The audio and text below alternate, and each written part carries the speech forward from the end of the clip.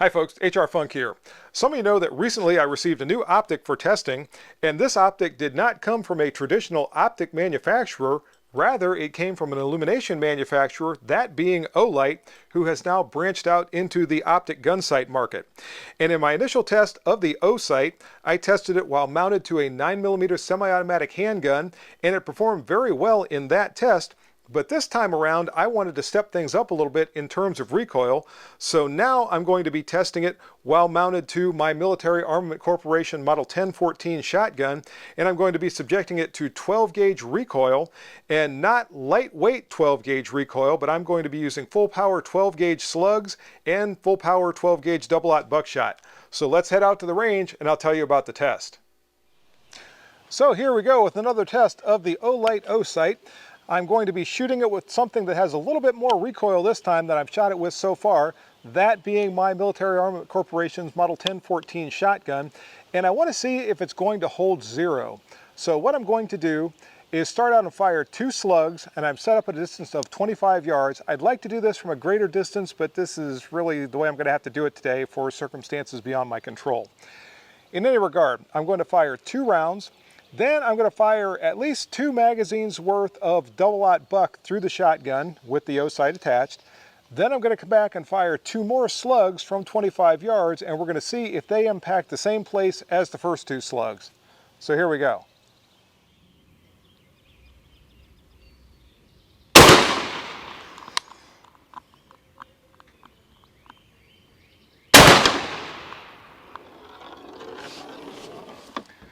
All right, let's go take a look and see where those 2 slugs hit, although I think I can see the shots from here. All right, 2 shots, center chest, no problem. I should have mentioned before, these are just plain old 1-ounce lead rifled slugs. They're Winchesters, in fact, so they're nothing special. So I'm not expecting super accuracy out of these things. I was not expecting 2 shots touching or anything like that. But we've got 1 shot on our bad guy's heart, one of them just below the heart. Both of them took 3/4 of an inch of him along with them. So I think our bad guy would have been pretty much done. Now, as I said, what I'm going to do next is fire at least 2 full magazines of double-aught buckshot through the 1014 shotgun with the Osight attached. Then I'll fire 2 more slugs, and we'll see if they impact the same place as these 2. So here we go with 6 rounds of double-aught buckshot.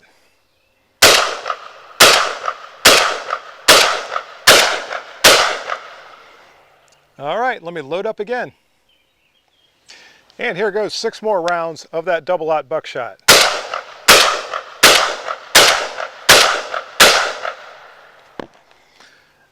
All right, let's see what the zero looks like now. By the way, for anyone who's curious, the shotgun patterned just fine with the Osight mounted when I was firing that double-aught buckshot. These are the first 6 rounds into the body that I fired here.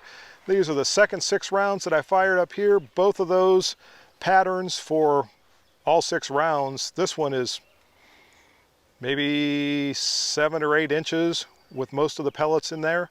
And down here, it's about the same, maybe just a little bit larger in the body, but I might have been moving the shotgun up and down slightly. So now let's find out what happened to our zero with the slugs. And here we go with 2 more of these Winchester rifled slugs. Let's find out where they hit.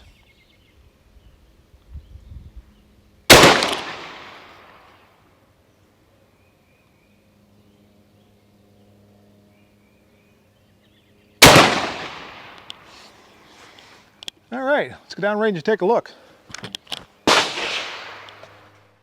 I had a sound issue here with my target camera, folks, so I'm going to correct it with a voiceover. Essentially what I was trying to say that did not get recorded is I think the accuracy was just fine with those lead 1-ounce rifled slugs from that distance of 25 yards. All of them are center chest. 2 of them went through the exact same hole, and there is no indication of any sort of a zero shift with the Osight whatsoever. Also, I still had 1 slug left in the box that I was using for this test, and I decided I was going to load up 5 more rounds of double-aught buckshot because I had 5 more rounds of double-aught buck left, fire that out, and then use that last slug to see if we got any zero shift that time around. So here we go. I'm about to fire 5 more rounds of double-aught buckshot out of the 1014 shotgun. And those shots are away. Now let's test that final slug and see if we got any zero shift with the Osight.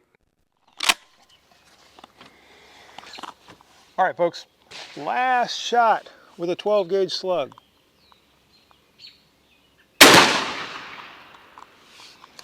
Let's go see where that one hit.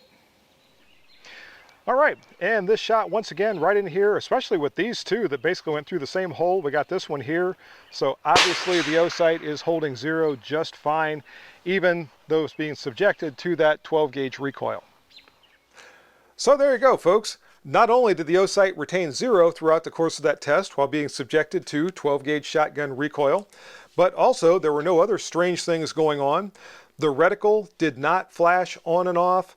There were no parts that came off the sight. The sight obviously stayed mounted to the rail. So I would say the Osight passed the 12 gauge test with flying colors.